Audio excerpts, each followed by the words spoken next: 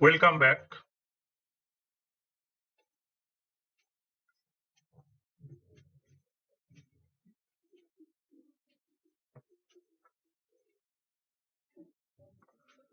The economics of the solar electricity generation mechanism and the presentation of how the data on the total investment cost of the residential and utility scale photovoltaic installation and in the way the data on the investment cost of utility scale concentrated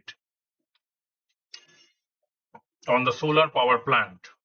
The economics of this solar electricity generation is something that we consider as a hypothetical facilities for a remote location, suppose in US, and with a reliable isolation of data that are available. The data on average hourly wholesale electricity prices in some remote location, some areas were used to set those lights on the average value of power generated by the hypothetical solar installations. If we look at the impact of number of factors on the cost of solar electricity from our hypothetical facilities, the highlights the importance of balance of systems, cost for PV installation, and the compute generation cost, assuming that the module price declined by the 50%, just because we are on a residential PV market which is immature, and the estimates of those leveraged cost, assuming that the residential cost on the US fall to a level that measured with those other smart cities, some better world in comparison with this. The matrix is widely used to compare those alternative generating technologies to levelize those costs of electricity. Given a stream of capital and operating cost incurred over the life of a facilities and the corresponding stream of electricity production, which is the most important factor, what we call a limitation, is that the levelized cost of electricity implicitly values at a kilowatt hour of power produced the same, regardless of when they are generated. But the incremental cost of those meeting the electricity demand is higher during the peak periods.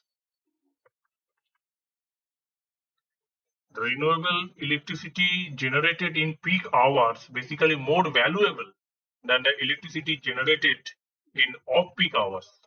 That's the fact scenario that has been witnessed in the recent study, and the generation of electricity, solar electricity basically, that assumption along with the estimation has been made, and we can conclude it with this statement.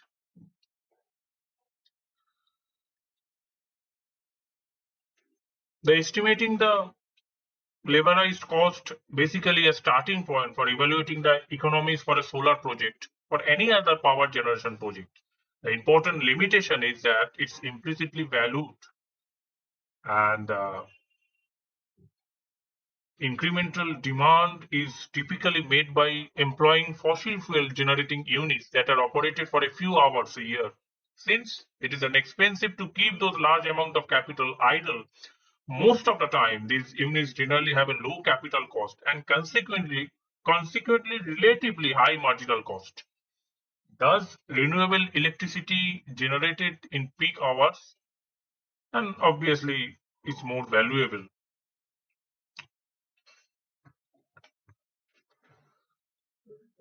To keep this analysis very simple, and because the value of this time profile of the generation is so critical for a non-dispatchable resources like solar, we address only the average price limitation of this specifically to use the time profile of the wholesale electricity prices at the best available measure of the time profile of the solar value of the social value of the power.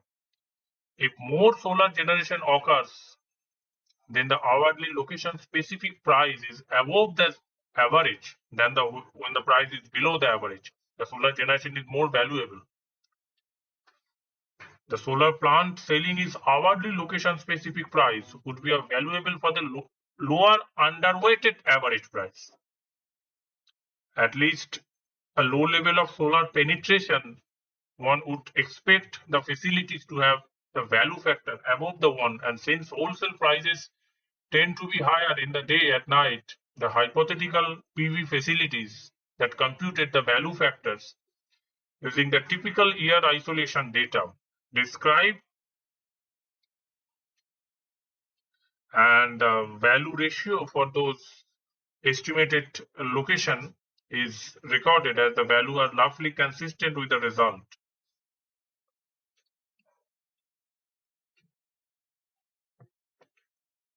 In a system with lots of solar generators that can profitably sell those powers in the short run as almost any positive price, the wholesale price might be lower at noon than at midnight.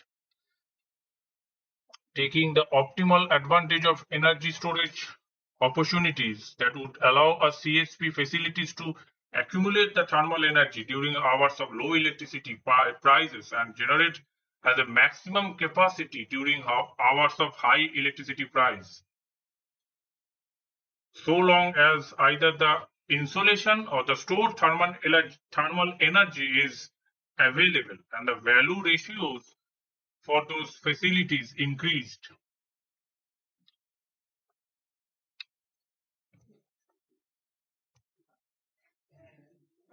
The analysis, which begins with the solar electricity generating technology that enjoys the most favorable economics today, as noted above, we consider those plants in those areas, and the direct peak power rating of DC is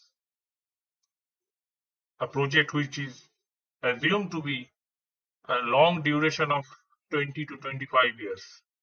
And the modules of this output degrading at the rate of 1% per year, so that the output in the 25th year equally approximately 79% of the output in the first year.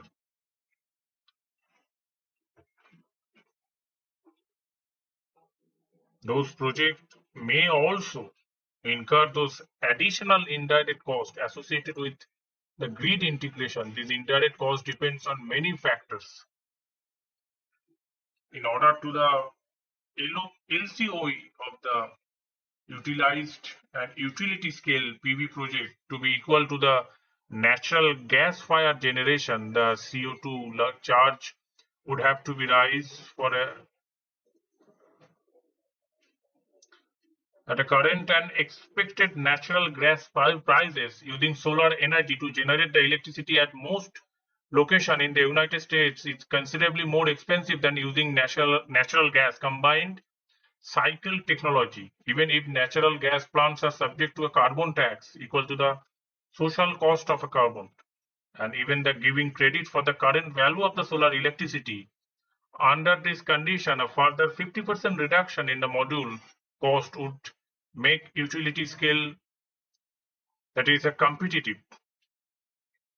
And with analysis of this utility scale project and the indirect costs, such as cost for the flexible reserve capacity needed to accommodate the intermittent generation for the reinforcement of the local distribution network.